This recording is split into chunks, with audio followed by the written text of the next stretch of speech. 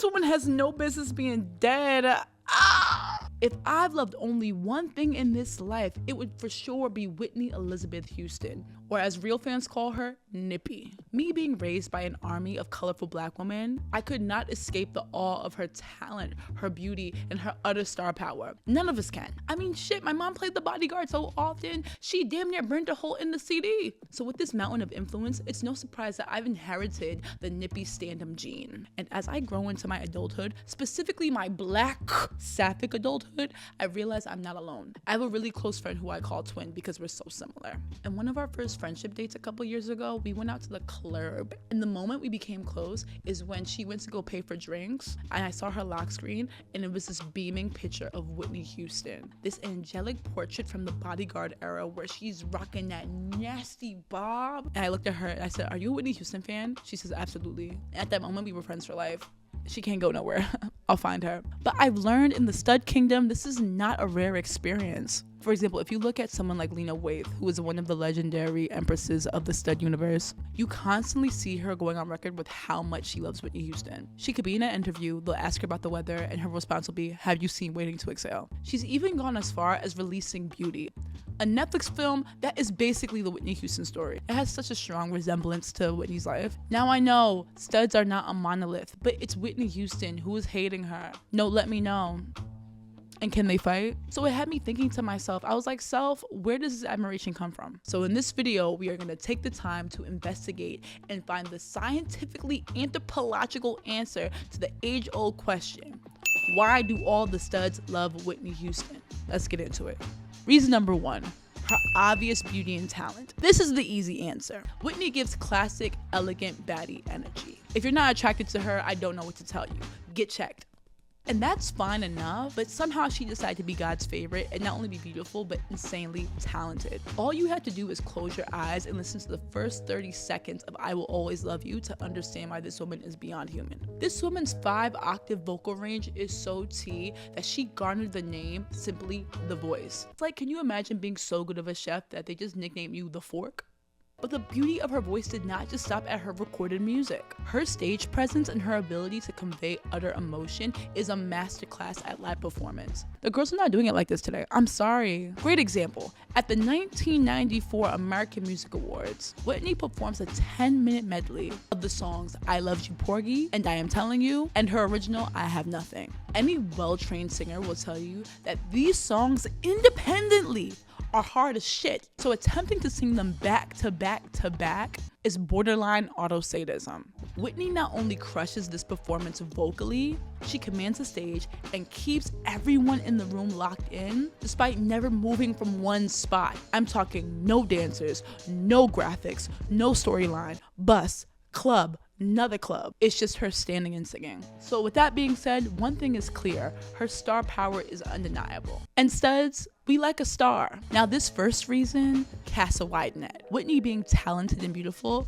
obviously is not exclusive to studs. So that brings me to my next reason. Number two, her beautifully complicated relationship with her assistant, Robyn Crawford. Children come gather around the fireplace to learn of the lore of Nippy and Robyn. In the summer of 1980, Whitney and Robyn met as teenagers when they were paired as counselors of a summer camp in East Orange. They hit it off immediately and quickly became really, really good friends, to the point where they were inseparable as teenagers. We've all been there, when you're young and angsty and you just find someone that sees you. Now, according to Robyn Crawford's book, they were really good friends until one day they were hanging out in Whitney's room, and out of nowhere, Whitney just leaned over and kissed her. Robyn states that right after Whitney kissed her, Whitney looked at her and said, "If my brothers weren't coming home soon, I'd show you something." Girl! Nippy was a little...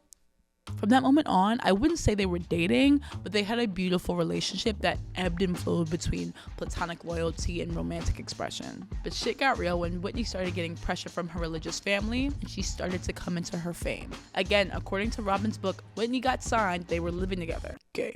And Whitney came home one day, gifted her a Bible, and says, "We can't do this anymore." She not only expressed her fear of condemnation, but also Whitney knew where she was going and knew she couldn't take her queerness with her.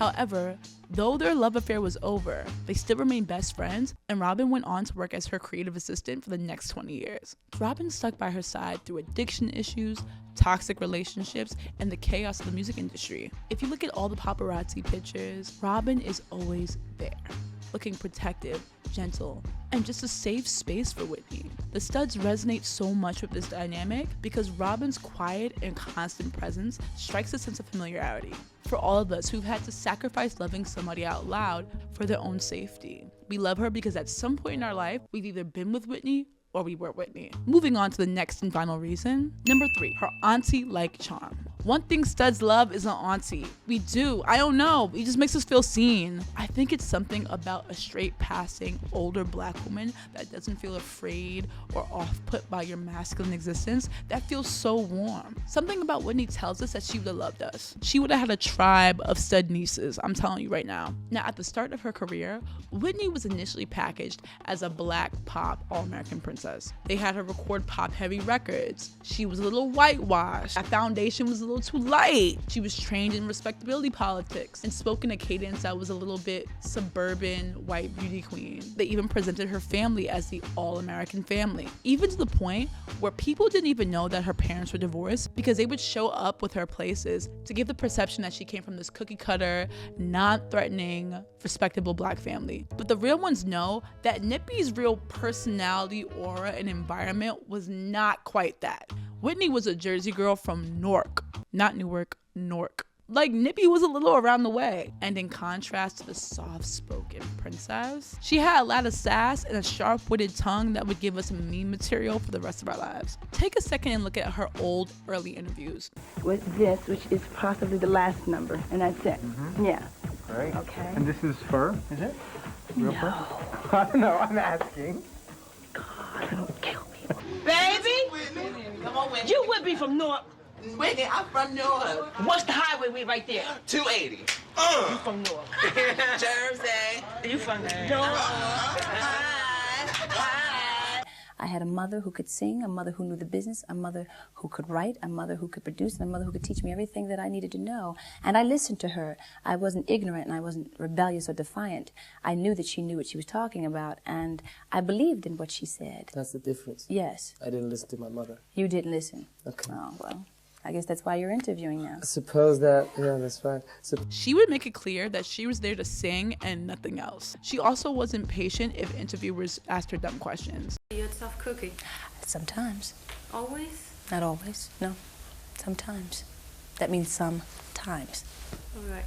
How is it, to all of I can see that down-to-earth energy feeling really familiar to black masks. Maybe we like a girl that's a little mean to us. I don't know. But in reality, she wasn't mean. Despite her no-nonsense attitude towards people who she could perceive were trying to take advantage of her, amongst other artists and industry people who she had nothing to gain from, she maintained a reputation of being warm and enthusiastic, especially towards the younger generation. I mean, from her mentoring the vocal Bible Brandy. Hey, baby girl.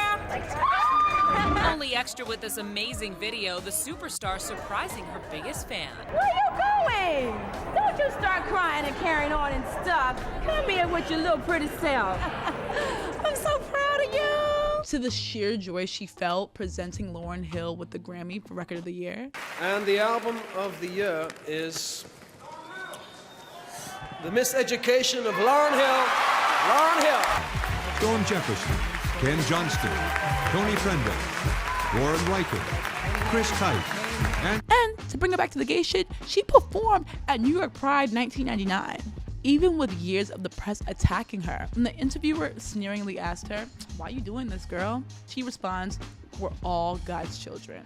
Tell me that's not auntie. And also, I'm not done. Singer Kelly Price recounts a time where she was rehearsing with Whitney and Faith Evans to perform their song Heartbreak Hotel. She sang the best she could, and midway through the rehearsal, an executive pulled Kelly to the side and said, "It was disrespectful of me to, on Whitney's stage, try to outdo her." They go back to rehearse again, and she tones it down. Whitney stops the rehearsal, looks at Kelly, and says, "Kelly, what's wrong with you?"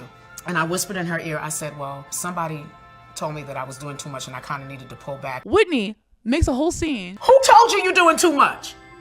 I said, I want to know who told you. Who told her? And proceeds to kick that person out of the rehearsal, and they were never seen again. Auntie, tell me she would not be fighting for the girls. I'm just gonna say, studs love Whitney Houston because she reminds us of our girlfriend who will politely correct the waitress when she forgets her mashed potatoes. In 2012, Whitney Houston left the world in a big hole in our hearts. But it's amazing how even beyond the grave, she's been able to make folks like me feel seen and love-stricken. But I realize she's had that effect on so many other people. Studs are just the only ones that matter. Though her love is universal, I will always have an appreciation for the subtle thread that she's created that's connected me to other studs. Yes, everyone loves I Wanna Dance with Somebody. But nothing compares to the special mask bonding talking about Whitney and Robyn lore, referencing her black auntie one-liners, and of course fawning over her beauty. Nippy has always loved us, so we will always love her. You see what I did there? Are there any other reasons I missed? Let me know in the comments below and be sure to like and subscribe.